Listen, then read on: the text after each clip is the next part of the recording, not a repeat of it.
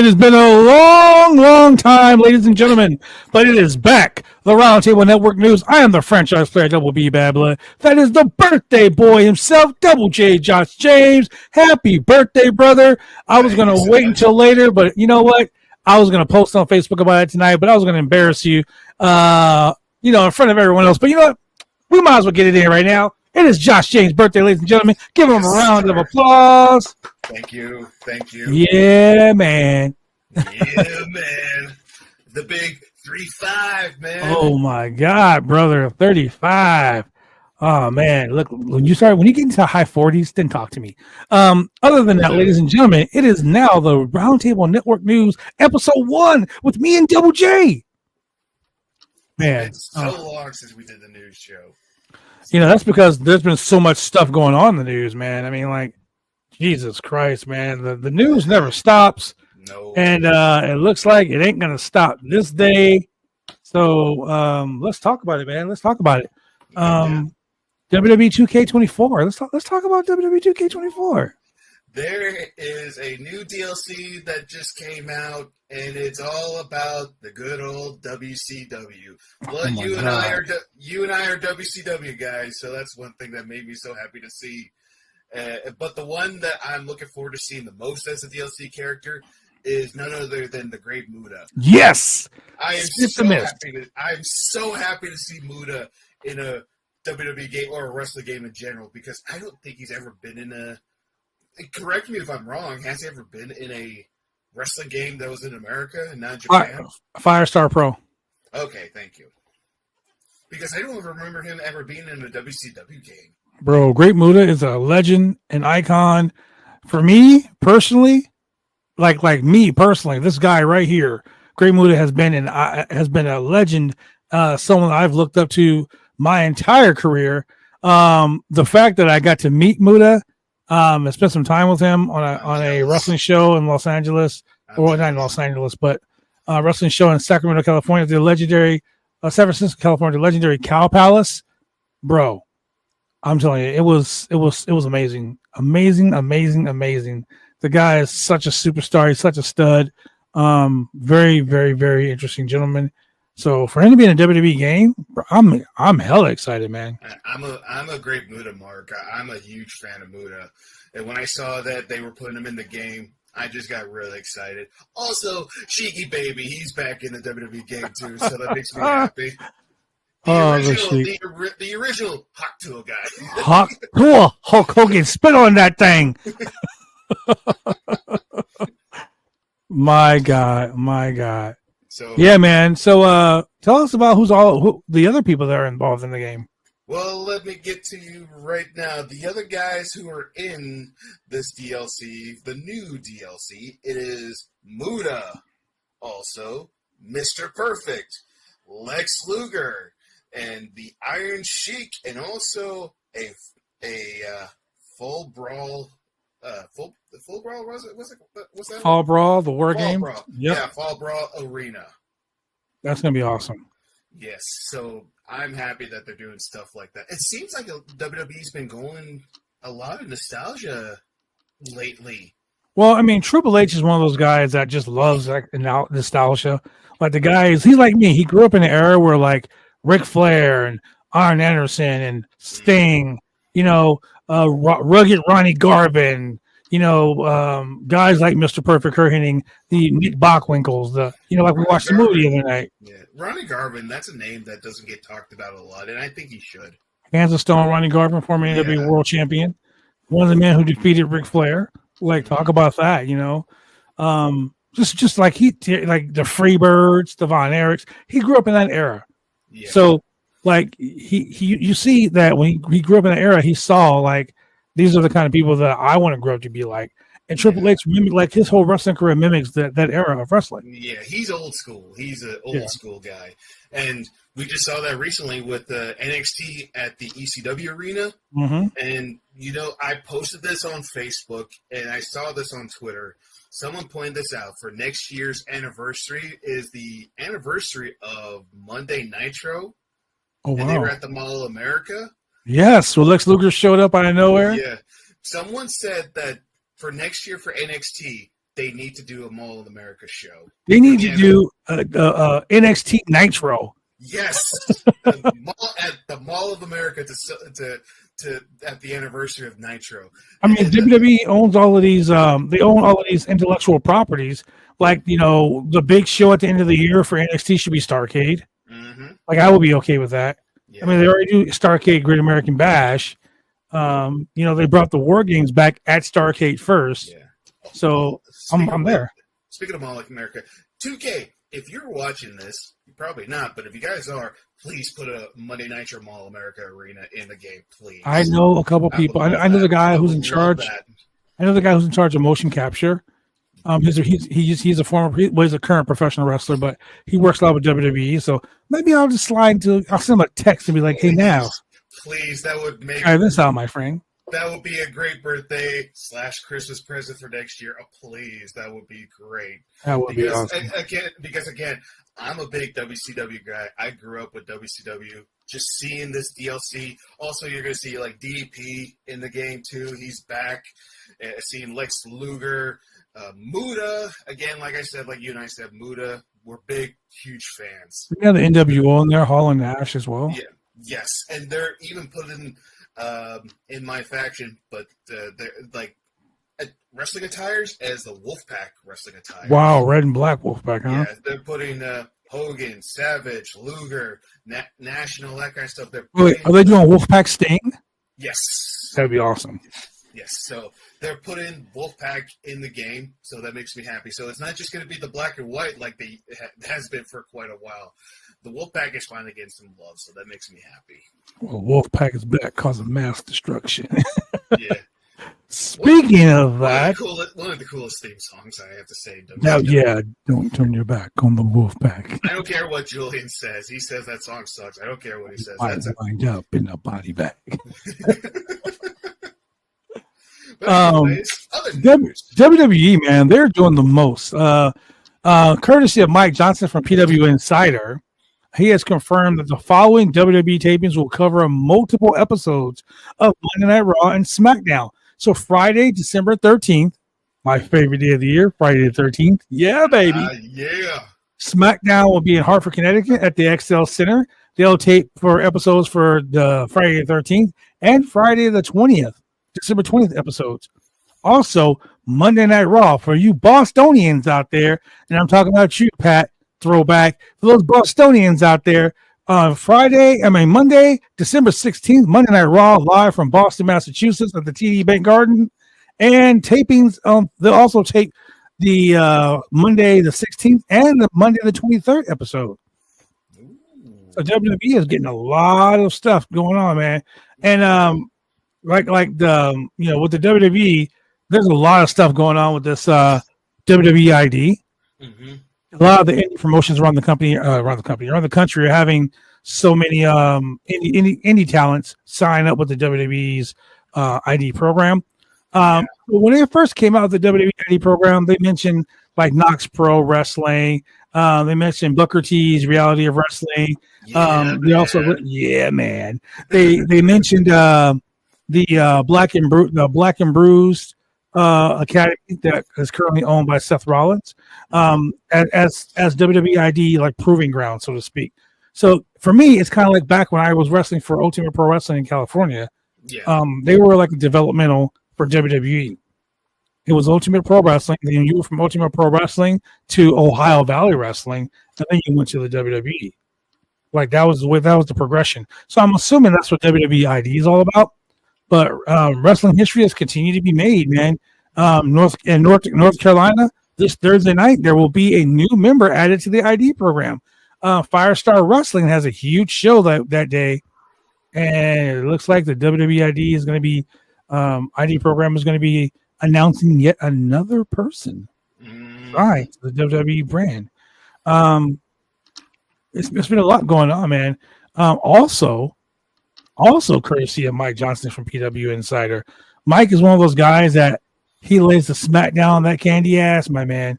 Mike is one of those guys that when he says something, there are two people in the wrestling world I trust with wrestling news. There's Sean Ross Sapp and there's Mike Johnson. Those guys, 100% always on. I don't trust other people. I'm not going to shame them on the show, but whatever. Yeah, So Mike Johnson also said, all eyes on Chaotic Wrestling this Friday. Someone has been ID'd. Be there to find out. Chaotic Wrestling, another place that has brought many a name talent. As a matter of fact, you know who came from Mike Johnson? You know who came from WWID? I mean, from Chaotic Wrestling. That's a huge superstar in the WWE right now. Who's that? One Carmelo Hayes. Oh, really? Yeah, he's a product of Chaotic Wrestling. Okay. So so I feel and I think that the person, now this is just me, no one else, ladies and gentlemen, this is just me. I think that the person that might be signed, the WWE Insider, I mean the WWE ID program, would be none other than Richard Holiday. Yeah, I can see Richard Holiday as a WWE ID guy. He's an amazing talent. The guy's been around a long time. The guy's been killing it on the indie scene for a long, long time. So shout out to Richard Holiday, man. Also, when I clicked on who his match opponent is from far away, from the picture, the guy wearing the face paint and the mask, I'm not going to lie, I thought that was our friend Zach. Oh, you mean Motar? Yeah, I thought Motar was Zach for a minute. If you look very closely, it was like, oh, it's our friend Zach. Yeah, so a lot of people are saying that it is Richard Holiday. Me personally, I hope so. I do too, actually. Richard Holiday is an amazing talent. So yeah, WWE they better like snatch that guy up real quick. AEW had their opportunity, they didn't get him. Their loss. Exactly. He would be perfect for the roster. He's an amazing talent, and I really do hope WWE picks this guy up. I really do. So what else you got for us, my friend? Well, let's see. What else is going on in the wrestling world?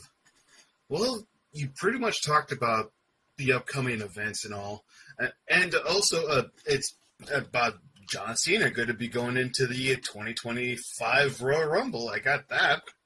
Oh, it's confirmed. John Cena in the WWE Royal Rumble. Yes. I as much as I hate to say this, I do think that we have Cena winning the Rumble and challenging for the World Championship at WrestleMania. I know that's going to happen. I have that feeling that will happen. And, and also, would you want that? Me personally, I don't know, man. I'm really against like putting the championship on someone that's only going to be around for like a show or two. You know, you're hoppitating the World Championship. When we had a conversation the other night on the Roundtable Pro Wrestling Podcast show, where we were talking about how the World Championship and Gunther has not done anything really to increase the World Championship. You know what I mean? Like to make it worth it. So I mean, you never know. Yeah. But I want to tell you something real quick before we get off the topic of the WWID. Also, courtesy of Mike Johnson from PW Insider. Mike Johnson, PW Insider, has also said that all eyes are on Memphis for Memphis Wrestling.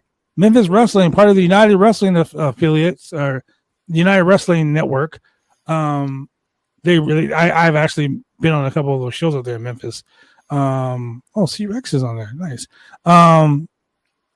This Saturday, November 17th in Memphis, Memphis Wrestling presents Milestone 200, celebrating their 200th episode live this Sunday.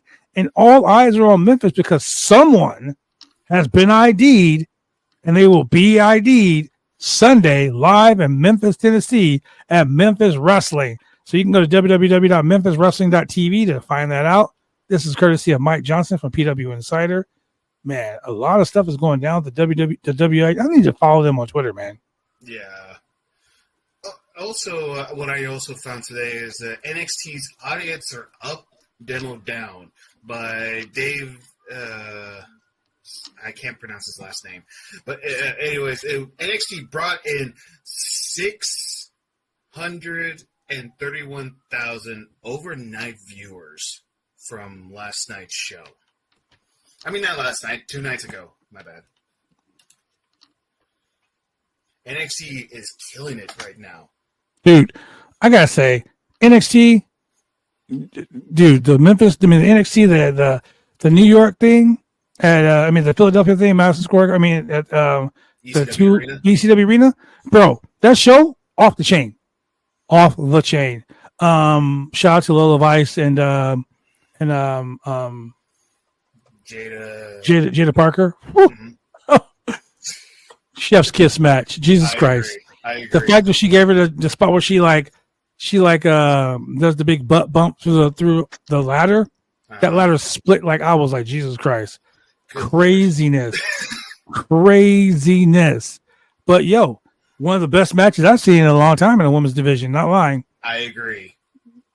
Also, yeah, I'm going to say this again. Dawn Marie still looks good. I'm not going to lie. Dawn Marie, the nostalgia, once again, the nostalgia, bringing back former talents like Dawn Marie, letting Bubba Ray Dudley get it in, letting little Guido from the FBI, like, dude, so much good. Rob Van Dam, of course. Rob Van Dam's going to show up. It's ECW Arena. Francine, like, come on, man. Francine still is good too. Like, what? Oh, yeah. To be honest, out of all of them, the one that still surprised me the most is Dawn Marie. Yeah, she still looks the same. Oh yeah, that's a name that I thought I would never hear saying, like, Dawn Marie's back in wrestling. Dawn Marie, Lance Storm, and Just Incredible, the Impact players. It was fun. It was a fun night for that day. And NXT is that nostalgia company, like they do things to make it fun. Yeah. And I love it. 100%. I love it. As an old guy in this industry, I love it. Yeah. It's just that in wrestling, it's been a while, I believe, since we all could say this, but wrestling has been fun lately, especially to watch. Yes. Like AEW right now with its gang warfare, that's been fun to watch. You know me, I love gang warfare. And the Bloodline storyline, even though it kind of goes on too long, but out of nowhere, it comes back and it's fun again. The Drew McIntyre versus CM Punk rivalry was so fun. And, like, just how things are now these days, it's just like, it's fun to watch.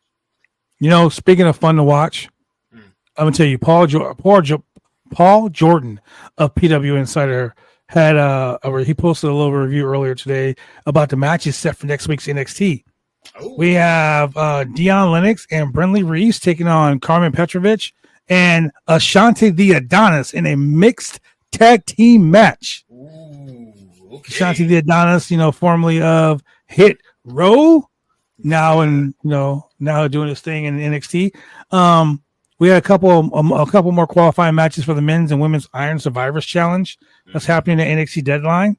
But a match that has really taken my interest is Ridge Holland taking on Andre Chase, the winner to face Trick Williams for the NXT Championship at Deadline.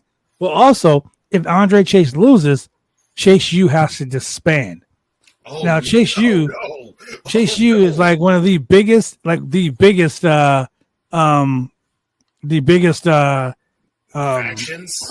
in all of WWE.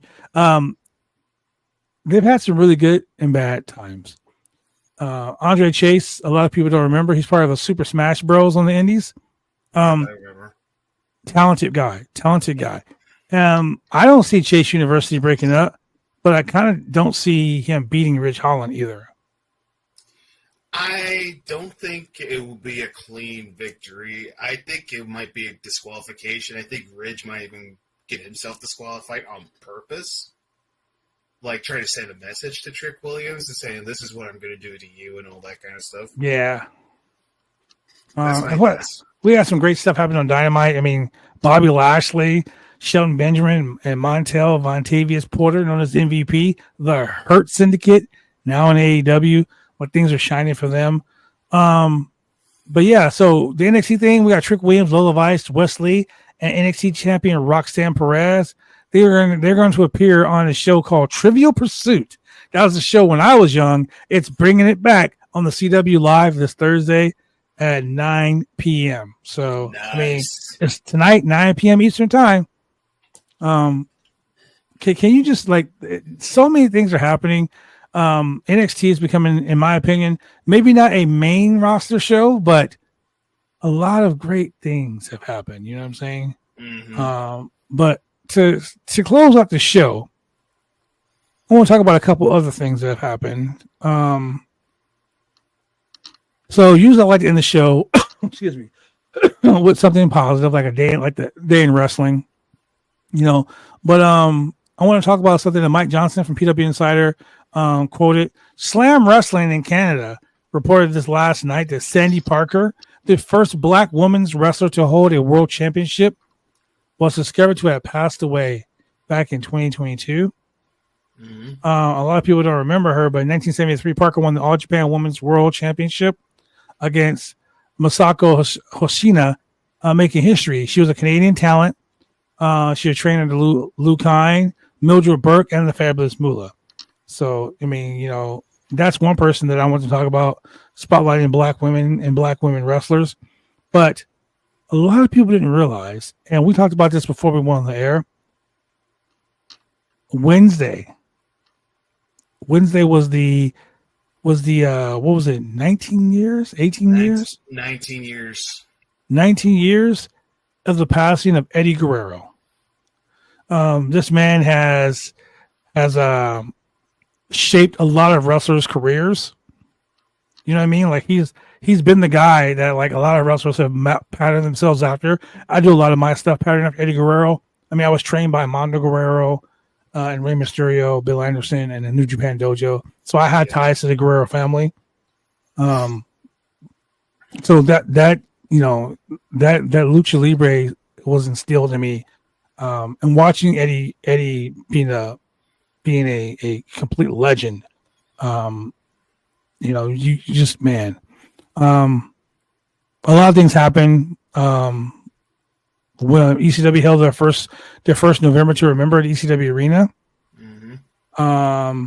We had Kevin Sullivan defeated Tommy Cairo in a shoot match. Johnny Hotbody and Tony Stetson defeated the Bad Breed, Axel and Ian Rotten. We had Sabu pinned Terry Funk, who was already the ECW champion, to win the ECW Television Championship. So a lot of things happened, like I said, on this day. WCW World in Japan, when New Japan and WCW had a big show. Masamahiro Chono and Hiroshi, never said his name, Saito defeated Johnny B. Bad and Bobby Eaton. Ricky Choshu and Masa Saito defeated the Nasty Boys. The Big Show and Arn Anderson defeated Hashimoto and Yoshida. Ric Flair defeated Nishimura. Hiroshi Tenza defeated Kasuawa. Kijimoto, better known to the world as the Great Muta, defeated Stephen Sir William Regal. Kensuke Sasaki defeated Sting to win the WCW United States Championship on that show. Man, so a lot of things happened. You know, a lot of things happened on that day. Eddie Guerrero was 38 years old when he was found dead in a hotel room in Minneapolis, Minnesota, where he was scheduled to wrestle Randy Orton and Batista in the three-way match tonight that aired on SmackDown. Way too young. Way too young. I remember hearing about when Eddie passed away. I still remember what I was doing. And just when I heard Eddie passed, I thought it was, you know, Eddie with lying and cheating, stealing, all that kind of stuff. I thought it was a lie. I thought it was a joke. But in the same time, when I was like, the WWE would not do that. But if you think about it, they probably would back then with Vince around. But still, when Eddie passed, that killed me. Because I was a huge Eddie Guerrero fan. And just when he passed, I was in 8th grade when he passed away. Damn. Yeah, and just knowing it's been 19 years, and now we see pretty much everyone doing his style of work in the ring, and you know, he made a big impact in the wrestling business. Legends never die, man. Mm-hmm. So November 13, 2005, around 7 a.m., former WWE champion Eddie Guerrero was found dead in his hotel room in Minneapolis, Minnesota, where he was scheduled to wrestle Randy Orton and Batista the night in the main event in a three-way match that aired on SmackDown. The WWE held a press conference that afternoon of Guerrero's death, and Vince McMahon and Chavo Guerrero took questions from the media. Vince opened up by saying that Chavo was with Eddie last night when they traveled to Minneapolis together. He opened up and he had questions. Now, when we said Chavo, we're talking about Chavo Jr. Yeah. Chavo said that it was still pending right now, the cause of Eddie's death, but we already know the cause of his death. It was really bad, man. It was a horrible situation. Eddie Guerrero meant a lot to everyone in the industry, not only from the wrestling side, but like in a personal way. Eddie Guerrero was a very loved man. The world lost a great man that day. John Bradshaw Layfield, JBL, went on MSNBC to talk about Eddie Guerrero's passing, live on MSNBC. That surpassed his professional wrestling. Yeah. You know, John Bradshaw Layfield, JBL, was a guy that was on a show that was talked about finances and things like that. So just a lot, World Championship Wrestling, ECW, AAA, WWE, a lot of things. He did a lot of things, and the world was a better place for having Eddie Guerrero here. So with that being said, I would like to say thank you to the Guerrero family, Eddie Guerrero, Chavo, Mondo, Hector, Vicky, Shao Guerrero, all of them. Just know that Eddie lived a life that most people in the world wish they did, and he lived a life of a legend. So rest in peace, Eddie Guerrero.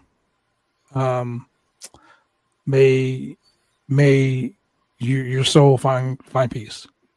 With that being said, ladies and gentlemen, thank you very much for joining us here on the Roundtable Network News, returning to episode 1. You can see us here every week. Double J and I will bring you the news without any BS. Have a good day, ladies and gentlemen. Bye, guys.